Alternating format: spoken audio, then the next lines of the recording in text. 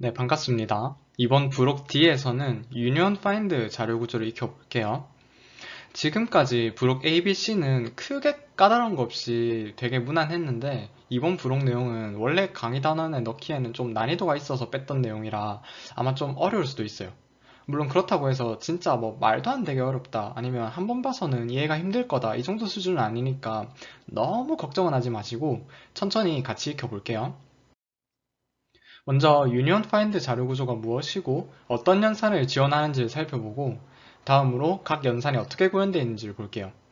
사실 유니온 파인드에서 가장 중요한 건 최적화를 통해서 시간 복잡도를 떨구는 거여서 해당 부분도 보고 연습 문제를 풀어보면 강의가 끝나요.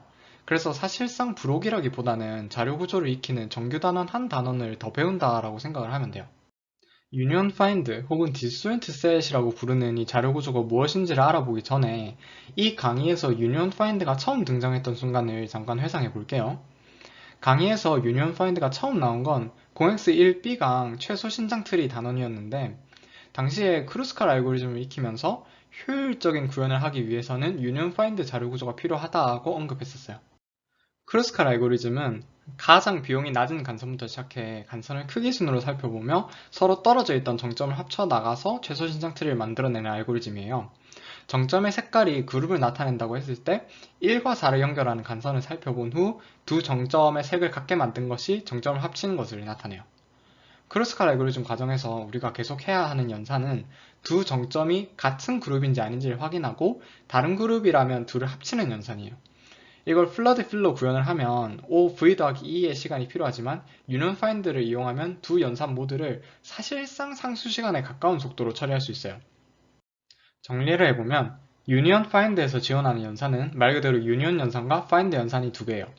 유니온 연산은 두 그룹을 합치는 연산이고 파인드 연산은 특정 원소가 속해 있는 그룹을 알아내는 연산을 말해요. 크루스칼 알고리즘에서는 두 정점이 같은 그룹인지를 확인하는 게 필요하다고 했는데 두 정점 각각에 대해 find 연산을 수행하고 나면 자연스럽게 두 정점이 같은 그룹인지를 알 수 있어요. 이걸 직관적으로 구현을 한다고 하면 배열의 각 원소의 그룹 번호를 써둔 다음에 union이나 find 연산이 주어질 때마다 이 값을 가지고 처리를 하는 방식을 먼저 생각을 할 수 있어요. 일단 처음에는 각 원소의 그룹 번호가 다 다르다고 쳐서 이렇게 세팅을 해둘 수 있어요. find 연산의 경우야 그냥 연산이 들어올 때마다 배열에 적힌 값을 반환해주면 되니 따로 언급할 게 없고 유니온 연산이 중요한데 여기서 1과 5를 유니온하면 이렇게 5번 원소의 그룹을 1로 바꿔주면 되겠죠? 편의상 이번 예시에서는 유니온을 할 때 뒤쪽 원소의 그룹을 앞쪽 원소의 그룹으로 합친다고 생각을 할게요. 다음으로 유니온 2, 3을 하면 3번 원소의 그룹을 2로 바꾸면 돼요. 자, 그러면 여기서 질문으로 유니온 연산의 시간 복잡도는 얼마일까요? 지금까지 살펴본 내용만 보면 1이 아닌가 하는 생각을 할 수도 있지만 여기서 유니온 1, 3을 수행하려고 한다면 이전과 다른 상황이 발생한다는 걸 확인할 수 있어요. 유니온 1, 3을 수행할 때 3번 원소의 그룹만을 1번으로 바꾸면 뭔가 좀 이상하죠? 아까 유니온 2, 3으로 인해 2번과 3번 원소가 한 그룹이 되었기 때문에 이번에 유니온 1, 3을 하고 나면 2번 원소의 그룹도 같이 바꿔줘야 해요. 정리를 해보면 유니온 UV 명령이 들어오면 U의 그룹을 확인하고 전체 원소를 살펴보면서 V와 같은 그룹인 모든 원소들의 그룹을 U의 그룹으로 바꿔줘야 해요. 그렇기 때문에 각 원소의 그룹을 배열로 관리하는 지금의 구현 방식에서 시간 복잡도를 살펴보면 find는 O1, union은 ON이에요. 반면 실제 유니온 파인드 자료 구조에서는 두 연산 모두가 거의 상수 시간에 해결이 가능해요. 과연 실제로는 어떤 방식으로 구현이 이루어지길래 그게 가능한 건지 같이 알아볼게요. 실제 구현에서는 각 원소를 정점으로 생각하고 그룹은 트리로 표현한 다음 유니온 연산이 발생할 때마다 한 트리의 루트가 다른 트리의 자식으로 들어가서 두 개의 트리가 합쳐져요. 유니온 연산을 하는 걸 보면 금방 무슨 뜻인지 알 수 있을 거예요. 그리고 이 트리 구조를 실제 코드로 저장할 때에는 각 원소에 대해 부모 정점의 번호를 담을 배열을 만들고 값을 적절하게 쓰면 돼요. 일단 처음에는 모든 원소에 대해 부모 정점이 없다는 뜻으로 -1을 채워두고 유니온 1, 5를 하면 5번 정점을 1번 정점의 자식으로 만들어요. 단순하죠? 다음으로 유니온 2, 3을 하면 자연스럽게 3번 정점을 2번 정점의 자식으로 만들면 되고 여기서 유니온 1, 3을 하면 그 전과는 다르게 3번 정점을 1번 정점의 자식으로 만들면 안 돼요. 그렇게 되면 2번 정점이 낙동강우려의 신세가 되어버리기 때문에 3번 정점이 속한 그룹 전체가 1번 정점이 속한 그룹과 합쳐질 수 있도록 하려면 3번 정점이 속한 그룹의 루트인 2번 정점을 1번 정점의 자식으로 만들어야 해요. 이렇게 2번 정점을 1번 정점의 자식으로 만들고 나면 1, 2, 3, 5가 같은 트리에 속하기 때문에 같은 그룹인 게 눈에 바로 보이죠. 마지막으로 유니언 2, 6을 해볼게요. 유니언 2, 6을 할 때에는 6번 정점이 속한 그룹의 루트를 2번 정점이 속한 그룹의 자식으로 만들면 돼요. 사실 6번 정점을 루트인 1번 정점 대신 그냥 2번 정점의 자식으로 둔다고 해도 문제가 있는 건 아니지만 유니언 U, V를 할 때 U와 V 모두에 대해 루트를 확인하면 혹시 U와 V가 같은 그룹인지를 판단할 수 있어요. 그렇기 때문에 V의 루트를 U의 자식으로 만드는 게 아닌 V의 루트를 U의 루트의 자식으로 만든다고 생각할게요. 이렇게 유니언을 살펴봤고 어떻게 동작하는지는 충분히 이해가 됐을 거라고 생각하는데 실제 구현 방식이랑 시간 복잡도는 파인드 연산까지 보고 난 후에 같이 얘기를 나눠볼게요. 파인드 연산에서는 내가 속한 그룹의 번호를 알아내야 하는데 다른 말로 표현하면 내가 속한 트리의 루트를 구하면 돼요. 지금 상황에서 1, 2, 3, 5, 6번 원소의 그룹의 번호는 1이고 4, 7, 8, 9, 10번 원소의 그룹의 번호는 자기 자신이에요. 그리고 이걸 구현할 때는 루트에 도달할 때까지 계속 부모 정점을 타고 올라가면 되는데 3번 원소의 그룹을 찾는 걸 한번 보면 금방 이해가 될 거예요. find 3을 같이 한번 해볼게요. find 3을 하기 위해서 일단 3번 정점에 부모 정점을 확인해요. 부모 정점이 2번이기 때문에 먼저 2번으로 올라가면 돼요. 2번 정점에 도착한 다음에는 마찬가지로 2번 정점에 부모 정점을 확인해요. 부모 정점이 1번이기 때문에 1번으로 올라가면 돼요. 1번 정점에 도착한 다음에는 다시 1번 정점의 부모 정점을 확인하면 되는데 1번 정점의 부모 정점은 -1로 기록이 되어 있고 이 말은 곧 1번 정점의 루트임을 나타내기 때문에 여기서 올라가는 걸 중단하고 3번 정점의 그룹 번호가 현재 정점의 번호인 1임을 알 수 있어요. 부모 정점이 저장된 배열을 P라고 할 때 우선 find 연산부터 구현을 해볼게요. 다음 슬라이드에 코드가 바로 나오고 또 코드가 비교적 단순하긴 해서 굳이 직접 타이핑까지는 안 해보셔도 되지만 한번 나라면 어떤 식으로 구현을 할까 형태를 한번 고민해 보시는 걸 추천드려요. 네, 이렇게 뭐 코드는 그냥저냥 단순해요. 반복문으로 작성을 해도 되지만 그냥 제기로 짰는데 지금 이 강의를 보고 계실 정도면 제기가 막 그렇게 막 부담스럽진 않겠죠? px가 음수이면 x가 루트라는 뜻이니까 x를 반환하고 그렇지 않으면 find px를 반환하면 자연스럽게 부모로 한 단계씩 올라가면서 루트를 찾게 돼요. 다음으로는 유니언을 구현해 볼 건데 앞에서 유니언 UV를 하던 과정을 다시 떠올려보면 U가 속한 트리의 루트를 찾고 V가 속한 트리의 루트를 찾은 후 V가 속한 트리의 루트를 U가 속한 트리의 루트의 자식으로 만들었어요. 이걸 코드로 옮기면 되는데 find와 마찬가지로 한번 머릿속으로 고민해보고 나서 다음 슬라이드를 확인해보세요. 그리고 함수 이름이 uni인 이유는 아쉽게도 유니언이 공룡체를 뜻하는 예약어여서 함수 이름을 쓸 수 없어서 그런 거고 또 자료형이 불인 이유는 만약 U와 V가 이미 같은 그룹이어서 유니언을 할 필요가 없으면 false를 다른 그룹이어서 유니언이 정상적으로 이루어졌으면 true를 반환하고자 하는 목적이에요. 여기 코드를 같이 확인해보면 일단 U와 V 모두 find를 해서 루트의 번호를 U와 V에 대입시켜요. 만약 두 개가 같다면 둘이 같은 그룹이라는 의미이기 때문에 false를 반환하면 되고 그렇지 않다면 V의 부모를 U로 바꾼 후 true를 반환하면 돼요. 뭐 크게 어려운 건 없죠. 이제 시간 복잡도를 같이 생각해 볼 건데 유니언의 경우에는 U와 V 각각에 대해 find를 수행한 뒤에 12에서 15번째 줄에서 처리하는 일은 그냥 O1이죠. 그렇기 때문에 find 함수의 실행 시간이 전체 시간 복잡도를 따질 때 중요하게 작용해요. 그리고 find 함수는 부모를 타고 한 단계씩 올라가는 방식으로 구현이 되어 있기 때문에 각 정점에 대해 find 함수를 적용할 경우 해당 정점의 깊이만큼의 시간이 필요해요. 문제는 최악의 경우 정점의 깊이가 최대 n이 될 수 있다는 점이에요. 예를 들어 유니온 21, 유니온 32, 유니온 43, 유니온 54, 유니온 65 이런 식으로 유니온을 적용을 한다면 이렇게 일자인 트리를 별로 어렵지 않게 만들 수 있고 이 상황에서 find 1은 on에 동작해요. 이러면 처음에 직관적인 구현이 시간 복잡도가 안 좋아서 트리를 이용해 유니온 파인드 자료 구조를 만든 게 아무 의미가 없게 되겠죠.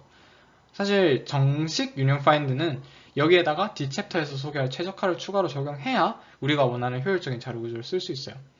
만약 최적화를 적용하지 않게 되면 지금 본 것과 같이 유니온과 파인드 모두 최악의 경우 on에 동작하는 비효율적인 구조가 된다는 점을 꼭 기억해 주세요. 유니온 파인드 자료 구조에 적용할 수 있는 최적화는 두 가지가 있는데 첫 번째로 유니온 바이 랭크를 알아볼게요. 만약 지금 슬라이드처럼 트리를 만들어 놓은 상태에서 유니온 7, 2를 하고자 한다면 7번 원소가 속해 있는 트리의 루트는 7번, 2번 원소가 속해 있는 트리의 루트는 1번이니 자연스럽게 1번 정점을 7번 정점의 자식으로 둘 거잖아요. 앞에 코드에서 PV는 U로 작성한 것처럼. 그런데 트리의 높이를 최대한 낮추는 게 실행시간 면에서 유리한데 1번을 7번의 자식으로 두는 대신 7번을 1번의 자식으로 두면 전체적으로 트리를 더 낮게 유지할 수 있어요. 즉 유니온을 할 때 그냥 무조건 PV는 U를 하는 게 아니라 U가 속해 있는 트리의 높이와 V가 속해 있는 트리의 높이를 비교한 다음 더 낮은 트리를 높은 트리의 자식으로 붙이는 최적화를 할 수 있어요. 그리고 이 높이를 랭크라고 부를 거예요. 그러면 왜 이 최적화의 이름이 유니온 바이 랭크인지 알 수 있겠죠? 이제 유니온 바이 랭크를 위해서는 각 그룹이 속해 있는 트리의 랭크를 관리하고 있어야 하는데 뭐 RNK와 같은 별도의 배열을 둘 수도 있겠지만 제가 좋아하는 구현 방식은 부모 정점을 저장하는 P 배열 안에서 랭크도 같이 관리하는 방식이에요. 이전에는 P 배열에서 값이 양수면 부모의 정점을 의미하고 값이 마이너스 1이면 해당 정점이 루트임을 의미했는데 트리의 높이가 증가함에 따라 마이너스 1을 마이너스 2, 마이너스 3, 마이너스 4 이렇게 만들 거예요. 실제 유니온을 하는 예시를 보면서 이해해 볼게요. 일단 처음 시작은 별반 다를 것 없이 전체를 마이너스 1로 초기화해야 돼요. 마이너스 1의 의미는 해당 정점이 루트이고 또 트리의 높이가 1임을 의미해요. 여기서 유니온 1, 5를 하면 1과 5 둘 다 트리의 높이는 1로 동일하니 1을 5의 자식으로 만들어도 5를 1의 자식으로 만들어도 상관없어요. 일단 5를 1의 자식으로 만들었다고 생각할게요. 그렇게 되면 P5를 1로 변경하고 그와 함께 P1 또한 마이너스 2로 변경해요. P1이 마이너스 2라는 것은 1이 루트인 트리의 높이가 2임을 나타내요. 다음으로 유니온 2, 3을 비슷하게 P3은 2로 바꾸고 P2도 높이가 2가 되었다는 의미로 P2는 마이너스 2로 변경해요. 다음으로 유니온 4, 3을 하려고 해요. 그러면 먼저 find 4를 해서 4가 속한 그룹의 루트가 4인 걸 알아내고 또 find 3을 해서 3이 속한 그룹의 루트가 2인 걸 알아내요. 그리고 2의 랭크와 4의 랭크를 비교하면 4의 랭크가 더 낮기 때문에 4를 2의 자식으로 만들어서 P4는 2로 바꾸면 돼요. 또 랭크가 동일한 두 그룹을 합치면 높이가 1 늘어나니 랭크 또한 1 늘어나겠지만 지금처럼 랭크가 낮은 그룹을 높은 그룹에 합칠 때는 트리의 높이가 그대로이기 때문에 랭크가 바뀌지 않아요. 그래서 P2는 마이너스 2로 그대로 두면 돼요. 마지막으로 유니온 1, 4를 하면 각각에 속한 그룹의 루트인 1과 2를 찾고 랭크를 비교하는데 랭크가 동일하니 둘 중 아무거나 선택해서 다른 하나의 자식으로 두면 돼요. 2를 1의 자식으로 둔다고 하면 P2는 1로 바꾸고 1의 랭크 또한 1 증가시켜서 P1은 마이너스 3으로 바꾸면 돼요. 이렇게 유니온을 할 때 트리의 높이를 고려해서 합치는 최적화를 유니온 바이 랭크라고 해요. 이걸 코드로 옮겨보면 먼저 루트를 찾은 후 랭크에 따라 적절하게 처리를 하면 돼요. PU, PV의 랭크는 음수로 저장되어 있는 걸 꼭 인지한 상태로 코드를 확인해주세요. 예를 들어 PV가 PU보다 작다는 V의 랭크가 U보다 클 때 true고 또 U의 랭크를 1 증가시키는 게 PU-예요. 두 번째 최적화 방법은 바로 경로 압축으로 find를 할 때 말 그대로 경로를 압축해 효율적으로 동작하게 하는 방법이에요. 유니온 find 자료 구조에서 이런 식으로 구조가 생겨 있다고 해볼게요. 여기서 find 3을 한다면 기존 find에서는 3번 정점에서 출발해 부모를 따라 올라가며 루트인 6번 정점에 도달해서 그룹이 6번임을 확인한 후 끝낼 거예요. 근데 경로 압축에서는 6번 정점에 도달한 후 처리를 하나 더 하는데 지나가는 길에 있던 모든 정점을 전부 6번 정점의 자식으로 만들어버려요. 즉 지금 슬라이드처럼 find 3을 하고 나면 3, 4번 정점이 6번 정점의 자식으로 옮겨가요. 이렇게 해도 여전히 3, 4번 정점은 6번 정점이 루트인 트리에 속해 있으니 구조에 문제가 없고 트리의 높이는 줄일 수 있어요. 되게 간단한 아이디어면서도 효과적이죠? 이 최적화를 find 함수에 적용하려면 6번째 주처럼 기존에는 그냥 find px를 반환하던 걸 px에 대입까지 할 수 있게 px는 find px로 바꿔주면 끝이에요. 이렇게 하면 자연스럽게 루트까지 가는 경로상으로 거치게 되는 각 x에 대해 부모, 즉 px가 루트로 바뀌게 돼요. 이렇게 최적화를 적용하고 나면 유니온 파인드 자료 구조가 원하는 대로 효율적으로 동작해요. 그래서 구체적인 시간 복잡도가 얼마냐고 하면 원소의 수가 n개라고 할 때 최적화 1만 적용을 한다면 트리의 높이가 최대 로그 n개로 제한되어서 각 연산의 시간 복잡도가 5 로그 n이에요. 그리고 최적화 2만 적용을 한다면 이 경우에는 amortized 5 로그 n이 되는데 amortized는 동적 배열 단어에서 처음 언급드렸지만 연산을 한 번 할 때는 운이 나쁘면 5n이 걸릴 수도 있어요. 예를 들어서 트리가 일자로 생겨있는 상황에서 리프 원소를 잡고 find를 한다면 5n이 걸리겠죠. 하지만 find를 하고 나면 트리의 높이가 2로 낮아지기 때문에 또다시 find를 한다면 그때는 5,1이에요. 이런 식으로 n번의 연산을 할 때 매번 연산의 시간 복잡도는 5n, 5,1 이렇게 다양할 수 있지만 전체 시간을 합쳐보면 5m log n이 된다는 의미예요. 흥미로운 건 최적화 1과 최적화 2를 같이 적용했을 때인데 둘을 같이 적용하면 지금까지 한 번도 등장한 적 없는 amortized O alpha n 이라는 시간 복잡도가 등장해요. 이 알파 n은 정확히는 에커만 역함수라고 이름 붙인 함수인데 저 함수가 무엇이고 왜 저런 시간 복잡도를 가지는지는 너무 나간 얘기라 생각할게요. 하나 알고 가면 되는 건 저기 적어놓은 것처럼 n이 무려 2에 65,536 빼기 3 이하일 때 알파 n이 4 이하이기 때문에 우리가 현실적으로 사용할 n의 범위에서는 사실상 상수 취급을 하면 된다는 거예요. 그래서 유니온 파인드 자료 구조에서 연산의 시간 복잡도가 사실상 상수 시간이라고 강조를 했던 거예요. 그리고 실제 문제를 풀 때 코드를 짠다면 최저가 두 개를 다 적용하면 물론 가장 성능이 좋겠지만 amortized O log n도 충분히 빨라요. 그렇기 때문에 최적화를 아예 적용하지 않으면 문제가 되겠지만 둘 중에서 하나만 적용을 한다고 하면 그걸로 인해서 시간 초과가 발생할 가능성은 거의 없다고 보시면 돼요. 어쨌거나 강의에서 두 가지 최적화를 모두 소개해 드렸으니 뒤에 연습 문제에서는 두 가지 최적화를 모두 적용해서 예시 코드를 작성하겠지만 여러분들의 경우에는 굳이 그렇게 할 필요는 없어요. 둘 중 하나만 적용해도 전혀 문제없고 또 아무래도 유니온 바이 랭크보다는 경로 압축의 코드가 훨씬 더 간단하니 그냥 경로 압축만 적용을 하셔도 아무 상관없어요. 이제 즐거운 연습 문제 풀이 시간이에요. 첫 번째 문제는 BOJ1717번 집합의 표현인데 문제를 보면 이거 그냥 대놓고 유니온 파인드를 써서 풀면 되는 문제이구나 하는 게 감이 올 거예요. 집합을 합친다는 건 유니온에 대응되고 두 원소가 같은 집합에 포함되어 있는지 확인하는 연산은 find에 대응되죠. 제가 앞에서 작성한 유니온 파인드 코드를 바탕으로 이 문제 코드를 작성해보세요. 코드에서 특별히 꼭 강조를 해야 하는 부분은 따로 없어 보여요. Q는 0일 땐 유니온을 하고 Q는 1일 땐 find A와 find B를 해서 각각의 루트를 찾고 일치하는지 확인하면 끝이에요. 지금의 코드는 최적화 1과 2를 모두 적용한 코드인데 그냥 개인적으로 궁금해서 최적화 1만 적용해서 내보고 다음으로 최적화 2만 적용해서 제출해봤거든요. 근데 세 경우 모두 32ms를 실행시간이 동일했어요. 물론 이론적으로는 최적화 1과 2를 적용한 게 제일 좋고 또 실행시간은 테스트 케이스에 따라 차이가 있을 수 있지만 아무튼 최적화를 한 개만 적용한다고 해도 큰 문제가 안 된다는 걸 확인할 수 있어요. 다음 문제는 BOJ7511번 소셜 네트워킹 어플리케이션이에요. 제목이 좀 기네요. 지금 다루는 게 유니온 파인드니까 당연히 유니온 파인드로 풀리겠지만 이거 유니온 파인드 말고도 그 전에 배운 알고리즘으로도 풀리겠는데 하는 생각을 하실 수 있다면 참 좋을 텐데 혹시 감이 오실까요? 이 문제 사실은 BFS로 해결이 가능해요. 미리 친구 관계가 주어진 걸로 그래프를 다 만들어 놓고 BFS를 한번 돌리고 나면 그 뒤 두 사람이 주어질 때마다 서로 방문이 가능한지 문제 표현대로면 경로가 존재하는지를 판단할 수 있겠죠. 어떻게 보면 BOJ1717번 집합의 표현 문제에서 Q는 0인 쿼리를 먼저 앞에 모아서 보내고 다음으로 Q는 1인 쿼리를 하나씩 처리하는 즉 이전 문제의 쉬운 버전이 지금 이 7511번 문제라고 생각을 할 수 있어요. 다른 말로 표현하면 지금 7511번 문제는 유니온 파인드와 BFS 모두로 풀리는데 만약 문제를 살짝 바꿔서 친구 관계가 주어지는 거랑 경로가 존재하는지 판단하는 거랑 순서가 섞여서 주어진다면 BFS로는 해결이 안 돼요. 그래서 약간의 팁을 드리자면 아무래도 여러분은 지금 막 배운 유니온 파인드보다는 수도 없이 문제를 많이 풀어봤을 BFS가 더 친숙하잖아요. 그래서 뭔가 문제를 접했을 때 혹시 BFS가 되나 하고 고민을 해보는 경우가 많을 텐데 BFS로 풀릴 듯 말 듯한데 약간 미묘하게 해결이 안 되는 지점이 있는 경우라면 그 문제를 사실은 유니온 파인드로 풀어야 하는 것일 수도 있어요. 설명이 길어졌는데 다시 문제로 돌아오면 이 문제를 유니온 파인드로 어떻게 풀면 될지는 금방 감이 오죠. 심지어 이전 문제의 하위 호환이니까요. 직접 한번 짜보시고 다음 슬라이드에서 코드를 확인해보세요.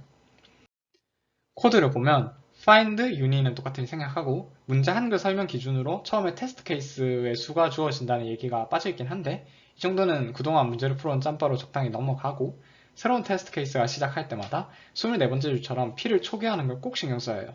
그 뒤로는 그냥 자연스러운 흐름이어서 설명 생략할게요. 이번 강의에서는 유니온 파인드 자료 구조를 배우고 관련 문제를 풀어봤어요. 사실 코딩 테스트 기준으로는 유니온 파인드가 꽤 어려운 편에 속하는 자료 구조이지만 지금 이렇게 부록 D까지 보실 정도면 앞부분의 내용은 꽤 숙지가 된 상태이실 테니 활용 정점을 이룬다는 느낌으로 제공해드릴 문제를 풀어보면서 유니온 파인드를 응용하면 어떤 문제들이 나올 수 있는지를 익혀보시는 걸 추천드려요. 그럼 고생하셨습니다.